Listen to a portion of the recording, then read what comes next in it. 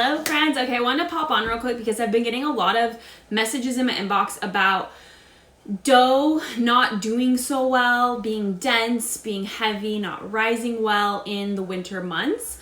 And this is a common thing to be getting questions about in the winter because it's cold out. And even if we're warming up our houses, it's often also drying out the house. We have a wood stove, and even if you're doing central heat or something, like you're blowing hot air into your house, and often it's like drying the house out more.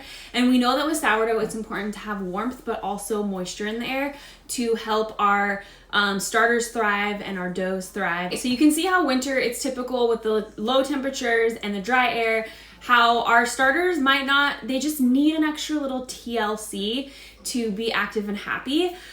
So typically, like in the summer, I can take my starter out of the fridge, I can feed it, it's like bubbling and thriving, and I can bake that, like get my dough mixed up that day. So in the winter, the typical things that you'll see is that when you feed your starter, it takes longer for it to double and rise.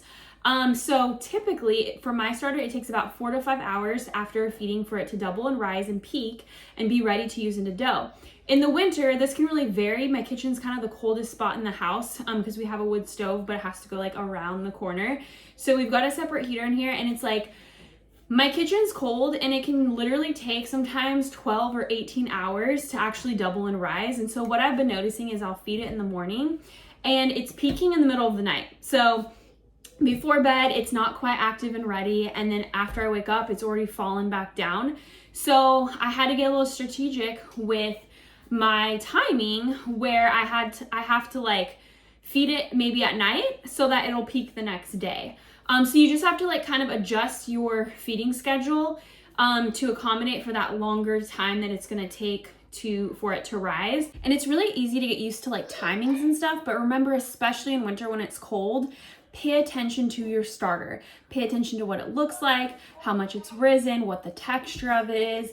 And if it's not ready, like wait. The other thing is, like if I feed it and then I miss it, like I'll just do a couple feedings and try to give it some more time to get active and bubbly, especially if it's like been in the fridge before that.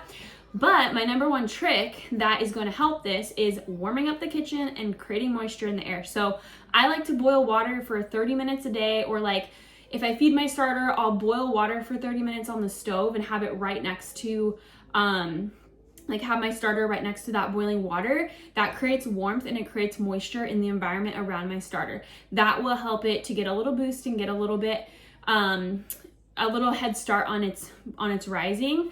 And then one more trick when it comes to dough is, like, say you mix up your dough and you're gonna do your stretch and folds. Give it a little bit more time between stretch and folds than the 30 minutes to help it, because it's like everything's a little bit slower because it's cold and dry. And so just giving it a little bit more time between stretch and folds and time to rest between will help your dough to kind of develop a little bit better rather than kind of having this flat, heavy, dense looking dough. So I'm gonna give you an example of kind of my situation last night. And it's funny because I've been getting a bunch of questions in my inbox, and then literally last night, this was my situation. So my dough took longer to rise. It was later at night, like 8 or 9, when I was like, okay, it like wasn't the best starter, and I think it had peaked and just started falling, and I was like, and I missed the peak, but I was like, it's not the best, but I'm just gonna work with it because I really want to bake bread tomorrow.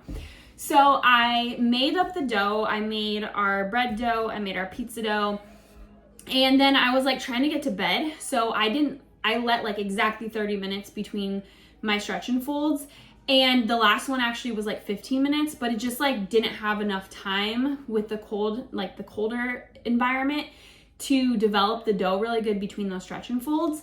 And so I was like, oh, it's fine. I just covered it after them, put it in the fridge. I woke up this morning, the dough looked heavy, dense. It didn't like double in size or anything. It was like, and normally it would like double even in my fridge.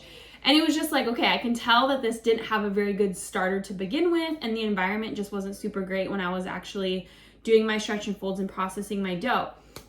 So what I did, normally I would take my bread, like my dough, out of the fridge and just shape it cold and then let it proof for 2 hours in the Banneton shaped before I bake it. But what I did is I just pulled the dough out, I put it on the counter and covered it with a towel, just a lightweight dry towel. And I boiled water on my stove. I heated up my oven for our pizza dough at lunchtime. I put the heater on in here and I boiled a lot of water so that it was just creating more moisture and warmth in the air. And let me show you what this dough is looking like now. Okay, so this dough was literally like the most lifeless looking dough. And now look, it's got bubbles. It's actually really flexible and stretchy. It looks like a beautiful sourdough dough. And it did not look like this morning when it came out of the fridge. It had like no bubbles. I thought it was just gonna be such a lifeless and dead dough, but it has proven to come back.